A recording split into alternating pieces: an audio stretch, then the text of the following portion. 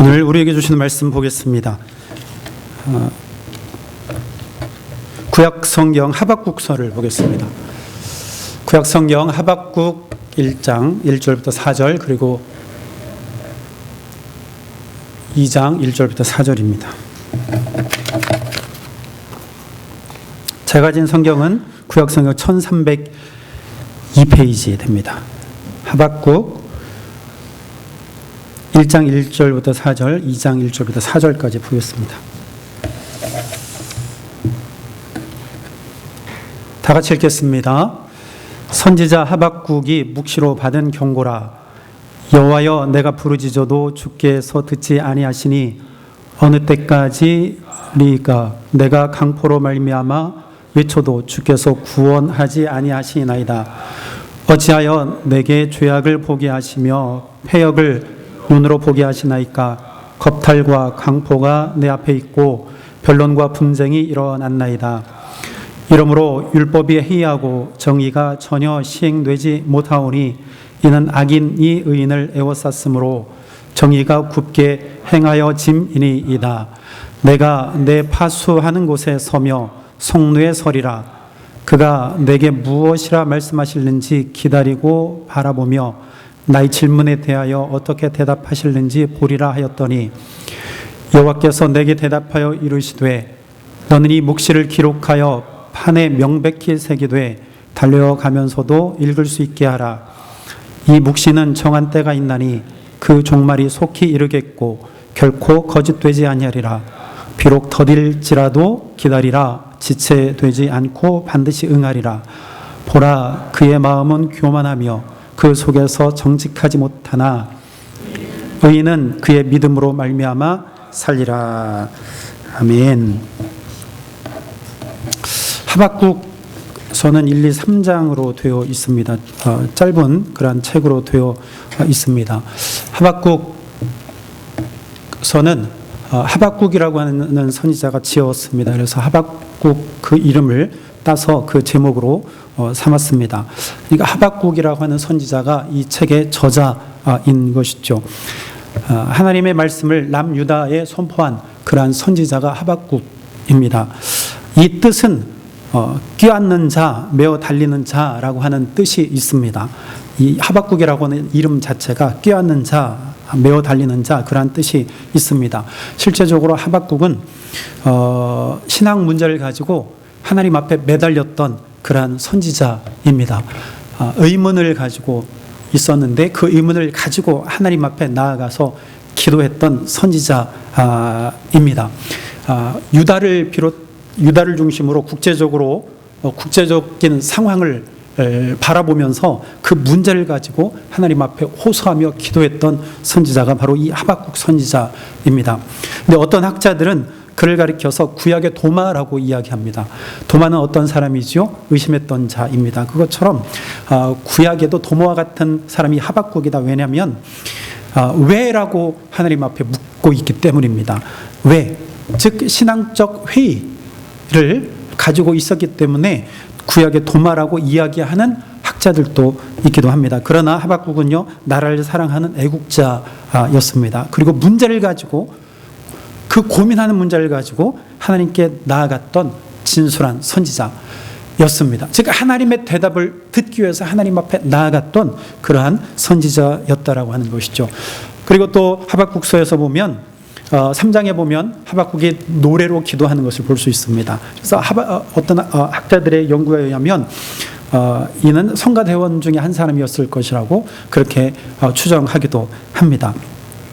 하박국이 활동했던 시대는요, 예레미야와 동시대입니다. 예레미야와 같은 시대에 활동했던 구약의 선지자입니다. 더 이렇게 좁혀서 보면 하박국 선지자는 BC 609년에서 605년 사이에 활동했던 그러한 선지자입니다. 이 시기는 유대 왕인 요시야 왕, 마지막 종교 개혁을 일으켰던 요시야 왕이라고 있습니다. 그는 종교 개혁을 일으키지요. 그래서 성전을 수리합니다. 성전 수리하는 중에 율법책을 발견합니다. 우리가 신명기서를 읽는데 그 신명기가 그때 당 성전에서 발견된 곳으로 그렇게 추정을 합니다. 그리고 이 요시야 왕은 유월절을 회복시켰습니다. 즉 하나님께 드리는 예배, 제사들을 회복했던 그러한 마지막 종교개혁을 일으켰던 왕입니다. 근데 그 왕이 갑자기 죽어요. 그리고 난 이후에 그의 아들 여호아하스가 왕이 됩니다. 3개월 동안 왕이 돼요. 3개월밖에 있지 못하면, 왜냐하면 애굽에 의해서 다시 폐위가 되고 애굽으로 끌려가서 거기서 죽게 됩니다. 그 이후에 또 다른 왕이 세워지는데 여호야킴이라고 하는 왕이 다스리게 됩니다. 이 두 왕이 다스리던 그 시기에 하박국 선지자가 활동을 하게 되죠. 그러니까 전체적으로 보면 BC 586년에 유다가 망하기 때문에 전체적으로 보면 요시야 왕 이후에 유다가 점점 기울어져 가는 그러한 시대에 활동했던 선지자라고 보면 됩니다. 예레미야가 활동했던 시대하고 겹치기 때문에 거의 내리막길을 내달리고 있는 그러한 시대에 활동했던 선지자였습니다. 거의 나라가 멸망할 시기에 그 나라를 가만히 보면 혼란한 시기임을 볼 수 있습니다. 유다도 마찬가지예요. 정치, 경제, 또 사회, 종교적으로 굉장히 혼란한 그러한 시기였습니다. 오늘 이 하박국서는 이렇게 구성이 되어져 있습니다. 선지자의 탄원, 왜? 탄원이라고 하는 거 왜라는 질문이거든요. 탄원, 그리고 그에 대한 하나님의 대답, 그리고 다시 하나님께 하박국이 기도하는 내용으로 이루어져 있습니다. 하박국 1장 1절부터 4절까지는요 하박국 선지자가 하나님 앞에 기도합니다. 그리고 1장 5절부터 11절은 그 탄원에 대한, 기도에 대한 하나님의 응답, 그리고 12절부터 17절까지는 다시 하나님 앞에 기도해요. 그 응답을 듣고 그 응답에 대해서 의문, 왜 그렇습니까? 하나님 앞에 다시 기도를 합니다. 그리고 다시 2장으로 넘어와서 하나님이 그에 대한 응답을 또 하세요. 그리고 3장에서 이제 하박국이 노래를 통해서 하나님 앞에 기도합니다. 수금에 맞춰서. 수금이라고 하는 것은 하프 아시죠? 하프의 축소, 아주 조그만 하프의 모양이라고 추정을 해요. 그 악기에 맞춰서 노래를 통해서 하나님 앞에 기도합니다. 이렇게 하박국서가 이렇게 이루어져 있습니다. 오늘 1장 2절부터 4절까지 보면은요 하박국 선지자의 탄원하는 그런 기도를 우리가 볼 수 있습니다. 이 기도는요 불의한 유다에 대한 탄원입니다. 유다 백성이 지금 혼란한 그런 시대라고 말씀드렸잖아요. 무엇 때문에 혼란했냐? 그들의 죄 때문입니다. 죄 때문에. 그래서 하나님 앞에 질문하는 겁니다. 왜 죄가 이렇게 많습니까? 그러니까 정의에 대한 질문을 하고 있는 것입니다. 하나님이 원하시는 정의가 지금 어디 있습니까? 왜 그렇습니까? 왜라고 하나님 앞에 묻고 있습니다. 오늘 2절에 보니까 이렇게 말하죠. 여호와여 내가 부르짖어도 주께서 듣지 아니하신다. 언제까지 듣지 않으실 것입니까? 그러니까 기도했다는 것이죠. 하나님 내가 기도합니다. 왜 우리 가운데 이렇게 악으로 가득 찼습니까? 내가 부르짖는데 하나님 대답하지 않으시네요. 언제까지 하실 것입니까? 탄원하는 거예요. 내가 강포로 말미암아 외쳐도 주께서 구원하지 아니하시네요. 세상에 강포로 가득 찼는데 왜 하나님 연약한 자들, 왜 하나님 의인들을 구원하시지 않지요? 왜라고 하나님 앞에 묻고 있습니다. 하나님 언제까지 침묵하실 것입니까? 하나님의 공의 하나님께서 왜 죄악으로 가득한 유다를 그냥 두십니까? 왜 징계하지 않으십니까? 왜 벌하지 않으십니까? 왜 하나님께서 개입하지 않으십니까? 지금 이렇게 묻고 있습니다. 그러면 하박국 선지자가 왜라고 묻고 있는데 유다의 죄악상이 얼마나 크길래 하박국 선지자가 이렇게 기도를 했을까요? 오늘 그 모습이요 3절 4절에서 나타납니다. 이스라엘의 죄악상이 얼마나 큰지에 대해서 3절 4절을 보면 우리가 알 수 있습니다.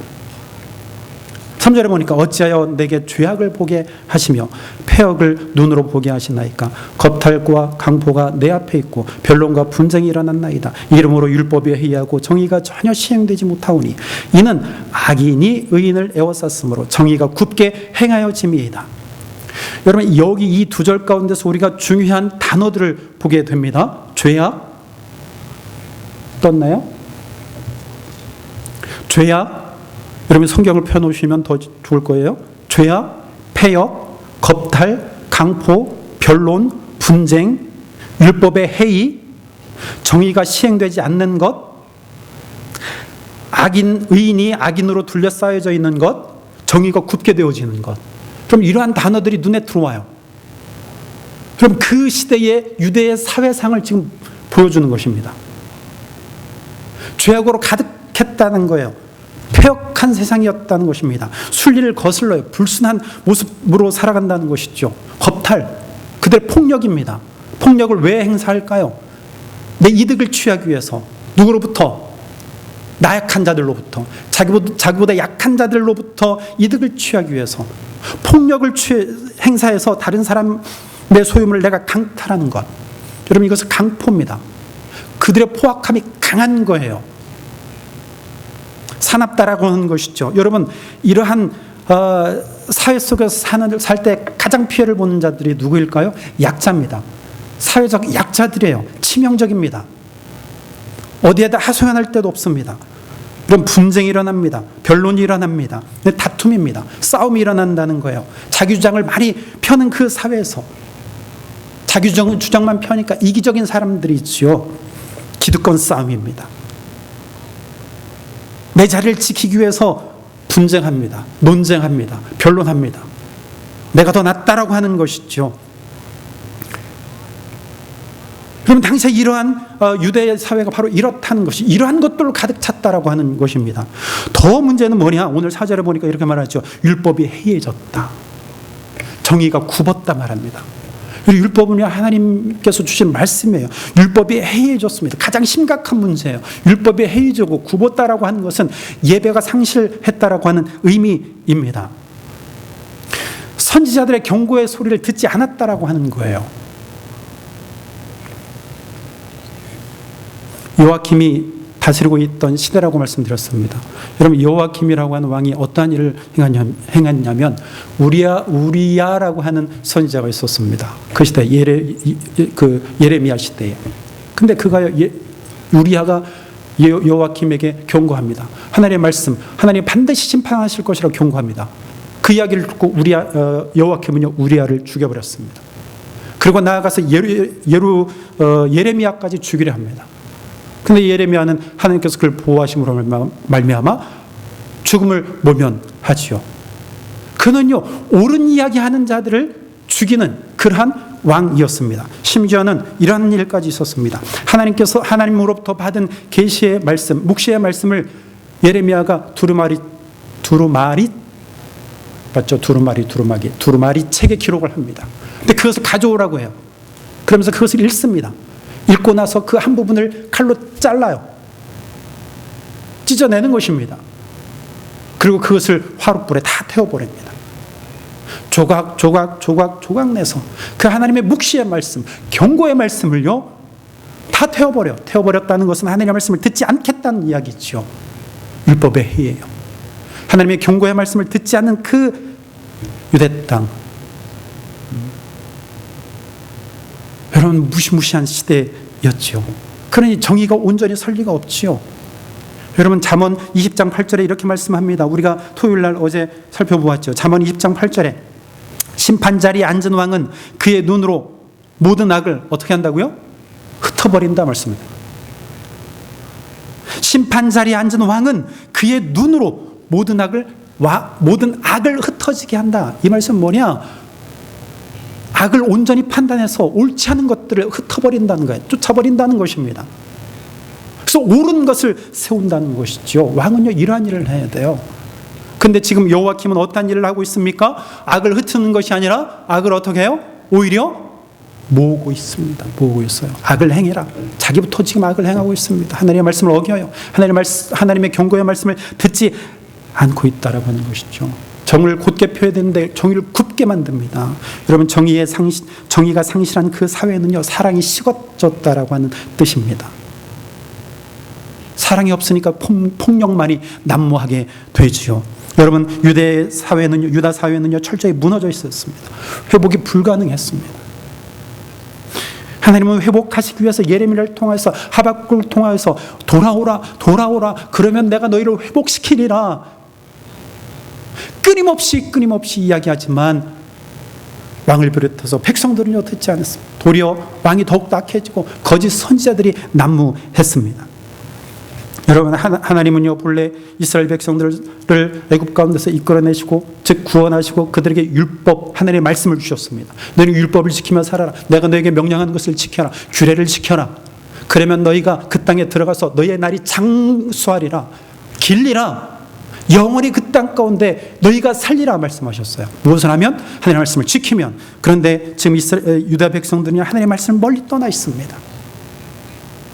그래서 그들의 삶 가운데는 온전히 폭력만이 남아 있는 것이죠. 그들은 죄를 짓고 죄악의 모습을 드러내며 살았습니다.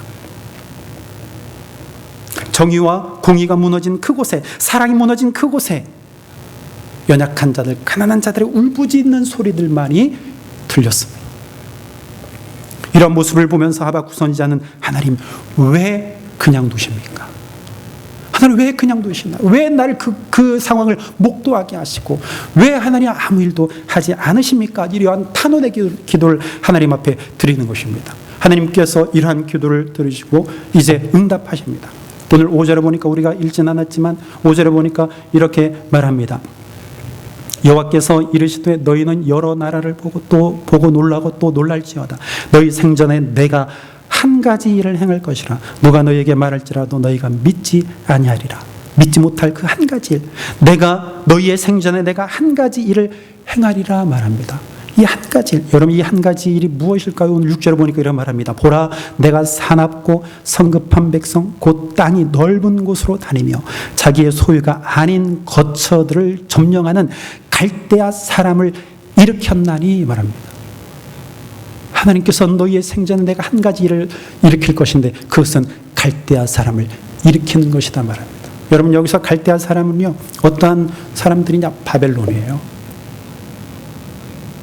내가 그들 일으키겠다 말씀하십니다.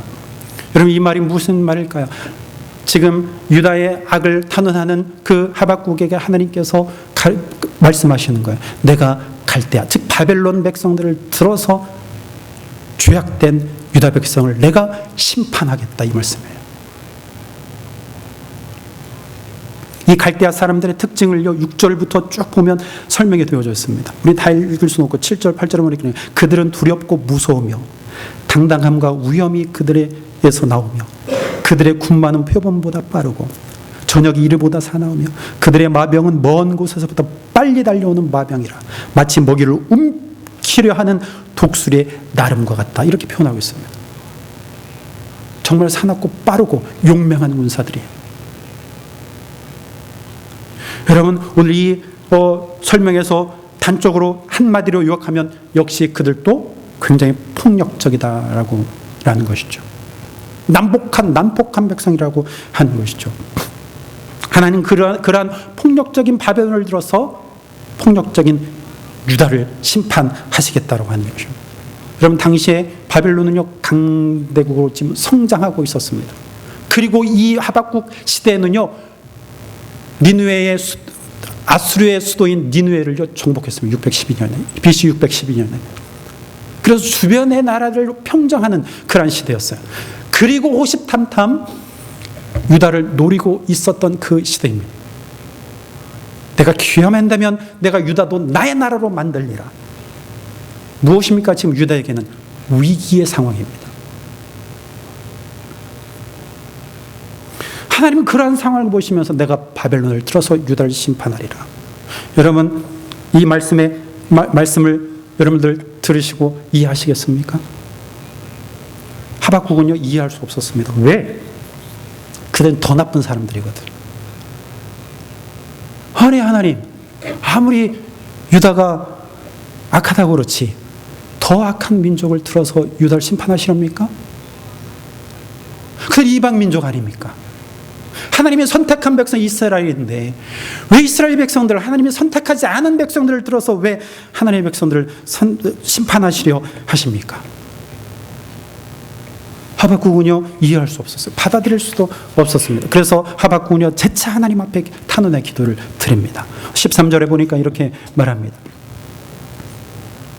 주께서는 눈이 정결하심으로 악을 참아보지 못하시며 패역을 참아보지 못하시거늘 어찌하여 거짓된 자들을 방관하시며 악인이 자기보다 의로운 사람을 삼키는데도 잠잠하시렵니까? 왜 하나님 방관하십니까? 왜 잠잠하십니까? 그들 들어서 쓰신다고요? 하나님 이게 무슨 말입니까?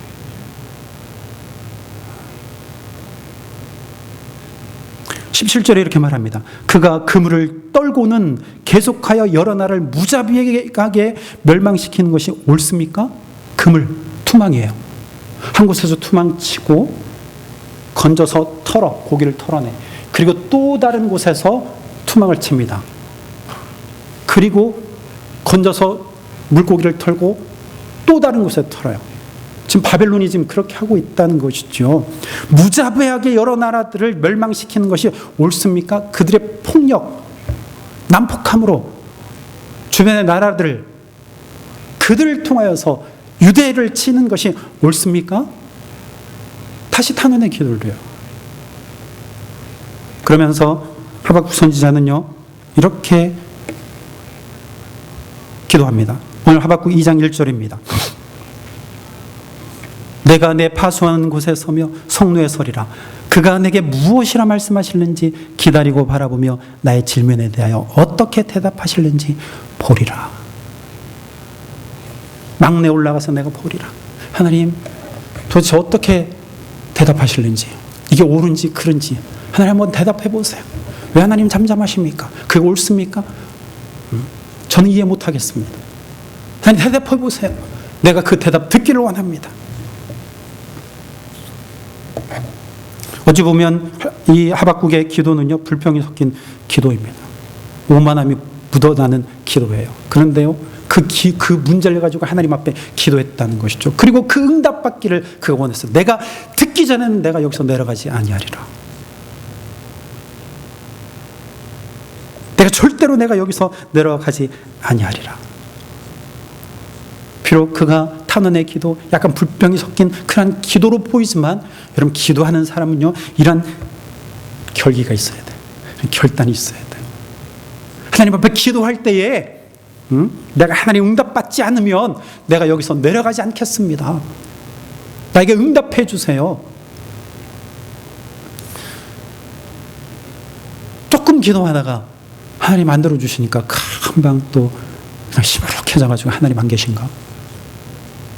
그런 것이 아니라 기도하는 자는요 그 문제를 가지고 끊임없이 하나님 앞에 기도하며 하나님 나에게 응답해 주세요. 응답해 주세요. 나 이거 해결받지 않으면 내가 이 자리에서 일어서지 않겠습니다.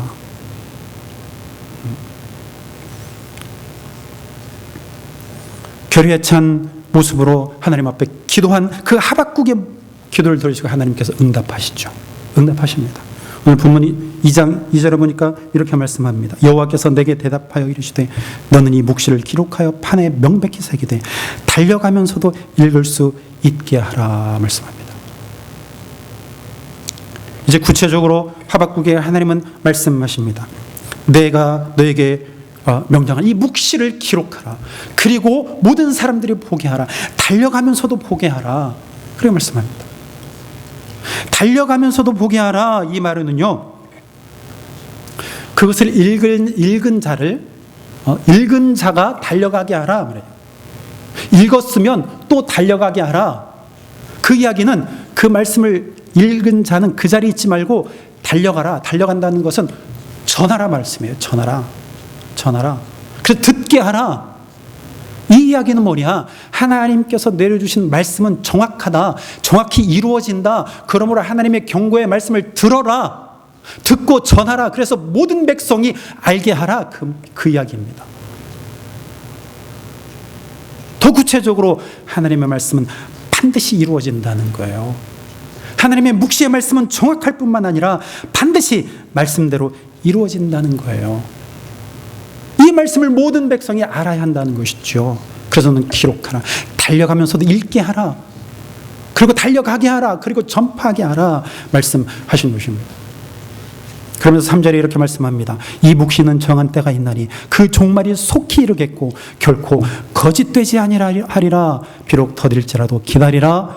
지체되지 않고 반드시 응하리라. 여러분, 하나님이 계획하신 모든 것은요, 다 하나님의 때가 있습니다. 하나님의 정한 때, 종말은요 정한 때가 있습니다. 그리고 반드시 응할 것입니다. 하나님의 말씀대로 이루어집니다. 하박국은요 하나님의 계획을 못마땅하게 생각하면서 하나님 앞에 탄원하면서 기도했습니다. 악이 정말 세상에 존재함으로 육신도 피곤하고 또 정신적으로 피곤하고 영적으로도 피곤했습니다. 하나님께서 무능력하신 분이 아닌가? 그런 생각이 들어서 그는요 회의감마저 들었습니다. 그러나 하박국은요 깨닫기 시작했습니다. 아, 하나님의 뜻에는 이루어질 때가 있구나. 하나님의 말씀을 듣고 그 때가 있음을 깨닫기 시작했습니다. 겉으로 보기에는 더디게 보이지만 지체되지 않고 반드시 이루어진다는 것을 그제서야 깨달았습니다. 오늘 사전이 이렇게 말합니다. 보라, 그의 마음은 교만하며 그 속에서 정직하지 못하나 의인은 그의 믿음으로 말미암아 살리라. 바벨론을 들어서 내가 유다를 징계하리라 그 말씀을 이해하지 못해서 하나님 앞에 탄원하며 기도했지만 결국에 그 바벨론도 교만한 자다. 교만한 자다. 그 속이 정직하지 못한 자들이야. 이 말은 뭐냐? 그들도 내가 징계할 것이다 라고 하는 것이죠.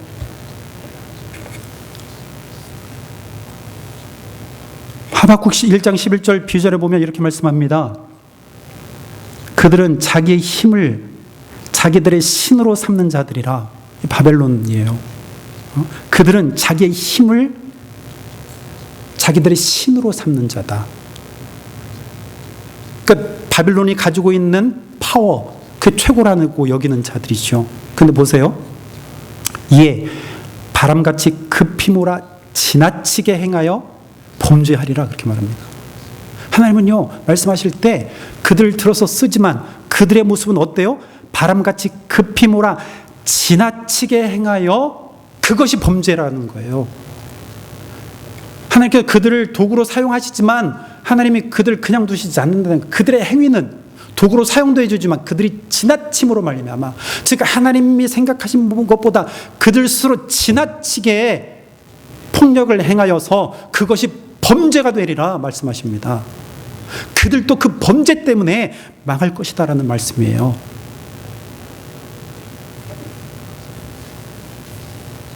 그들도 역시 심각한 폭력성을 가지고 있다는 것이죠. 그러면서 하나님 말씀하십니다. 의인은 그의 믿음으로 말미암아 살리라. 교만하지 아니하고 정직하게 사는 자들, 의인들은 바로 믿음으로 산다는 거예요. 의인은요 믿음 때문에 사는 거예요. 생명을 얻는 것은요 믿음으로 되는 거예요. 그 자가 바로 의인이라고 하는 것이죠. 의인은요 절망하지 않습니다. 의인은요 패배자처럼 살지 않습니다. 의인은요 하나님의 때가 되면 의인에게 승리를 주신다는 것을 믿으며 인내하며 삽니다. 하나님께서 하박국에게 탄원하며 기도할 때 그에게 하나님께서 말씀하십니다. 기다리라. 더디지만 반드시 이루어진다. 기다려라. 여러분, 우리 현실에서 하나님의 정의가 온전히 세워지고 있다고 생각하십니까? 우리가 사는 이 현실 속에서 의문을 갖게 됩니다. 그죠? 폭력, 여전히 폭력이 난무합니다. 보이는 폭력도 있고 보이지 않는 폭력들도 있습니다. 말로 하는 것도 다 폭력일 수 있습니다. 그죠? 살상 참 여기저기서 많이 일어납니다. 자기 말이 옳다고 주장하는 세상이에요. 불의한 방식으로 자기 것을 지키려고만 합니다. 우리는 분명히 말씀에 따라서 우리는 믿음이 우리에게 생명을 준다는 사실을 알아요. 그런데 현실 속에서 이 믿음으로 산다는 것이 쉽지 않아요. 그죠? 매우 힘듭니다. 현실은 우리를 그냥 두지 않습니다. 너 네 거 더 취해. 너 다른 사람 짓밟아. 그래야 내가 올라가지 않느냐? 너 다른 사람 흉봐. 네가 흉보면서 네가 서는 거 아니야? 네가 옳은 거 아니야? 우리에게 속삭입니다. 고민이에요. 끊임없이 나를 드러내라고 합니다. 여러분, 우리가 어떻게 살아야 할까요? 우리가 어떻게 살아야 될까? 이러한 세상에서 여전히 세상은요, 이 당시나 지금이나 크게 차이가 없습니다. 더 교묘해졌어요. 여러분, 이러한 시대에 우리는 어떻게 살아가야 할까요? 우리는요, 우리에게 도움을 주시는 분을 의지해야 돼요. 우리에게 믿음을 달라고 기도해야 됩니다. 그분의 마음을 품고 살아가야 합니다. 그분의 믿음이 나의 믿음이 되도록 기도하고 그분께 가까이 나아가야 돼요. 여러분, 여기서 그분은 누구일까요? 여러분, 여기서 말한 그분이라고 하는 것은 예수 그리스도입니다. 정말 어려워요. 내 힘으로는 안 돼. 그럼 우리가 붙들어야 될 분이 있다는 것이죠. 그분을 붙들면 된다는 것이죠. 그분을 내 삶 가운데 영접하면 그분의 힘으로, 그분의 믿음으로 우리는 살아갈 수 있다는 것이죠. 여러분, 예수님이 바로 그분이에요. 그래서 어지러운 세상 가운데서 그분을 붙들어야 되는 이유가 여기 있습니다. 여러분, 예수님이 어떤 분이셨죠? 예수님은 하나님의 나라를 전파하시고 하나님의 나라의 복음을 전하셨습니다. 병든 자, 가난한 자를 고치시고 귀신을 내어 쫓으셨습니다. 죄 용서를 선포하셨습니다. 예수님은 이러한 일들을 과정 속에서 멸시를 당하시고 조롱을 받으셨습니다. 급기야는 십자가의 형틀에 달려 죽어야 하는 그런 상황에 놓이게 되었습니다. 예수님, 이것이 하나님의 뜻입니까? 하나님, 이것이 하나님의 뜻입니까? 내가 십자가 형틀 지금 바로 직전에 있는데 하나님, 저 길이 나의 길입니까? 하나님 원하시는 길입니까? 하나님 앞에 기도했습니다. 왜? 예수님이 십자가의 죽음이 자신의 기름을 깨닫고 하나님께 순종하셨습니다. 세상의 폭력성 앞에 자신을 기꺼이 내어놓으셨다는 것이죠. 이것을 굴복이라고 우리는 말할 수 없습니다. 굴복한 게 아니에요. 예수님은 십자가에 죽으셨습니다. 그러나 하나님은 예수님을 죽은 자 가운데서 다시 살리셨습니다. 예수님은 다시 살아나셨어요. 죽은 자 가운데 살아나셨습니다. 몸을 가지고 살아나셨다라는 것이죠. 예수님은 하나님께서 이루실 놀라운 일들을 믿고 의지하여 하나님 뜻에 순종하셨습니다.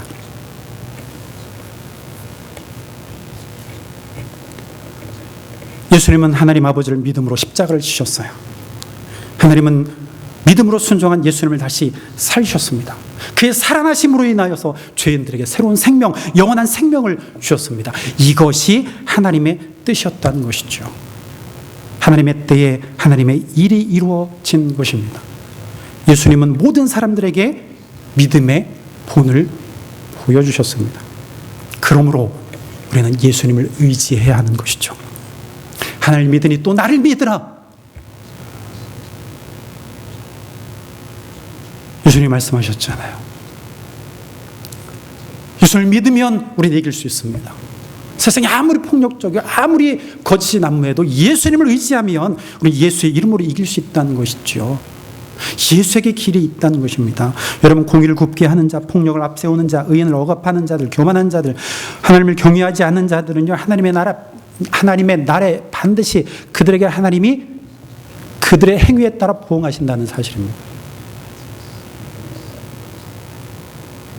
의인은 그의 믿음으로 말미암아 살리라. 여러분, 우리는 이 말씀을 우리의 가슴속 깊이 새게 됩니다. 로마서 1장 17절에 바울은요 이렇게 말씀하죠. 하박국 2장 4절의 말씀을 인용해서 복음에는 하나님의 의가 나타나서 믿음으로 믿음에 이르게 하나니 오직 의인은 믿음으로 말미암아 살리라 함과 같으니라 이렇게 말합니다. 여러분, 예수님이 다시 오시는 날을 그냥 막연하게 기다리면 안 돼요. 우리는 기쁨과 감사와 희망을 갖고 기다려야 됩니다. 반드시 우리에게 승리를 주실 것이라고 희망을 갖고 살아가야 하는 것이죠. 비록 더딜지라도 악을 멸하시고 의를 완전히 세우시는 그 하나님의 나라 반드시 하나님께서 이루신다. 그 날은 온다.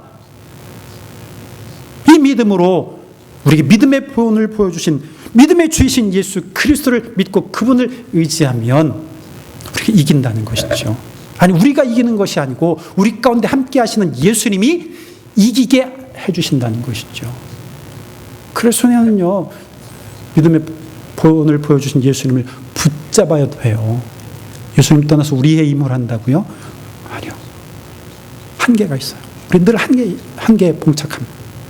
우리는 그 예수 그리스도 안에서 참된 생명으로, 참된 믿음으로 살아가야 돼요.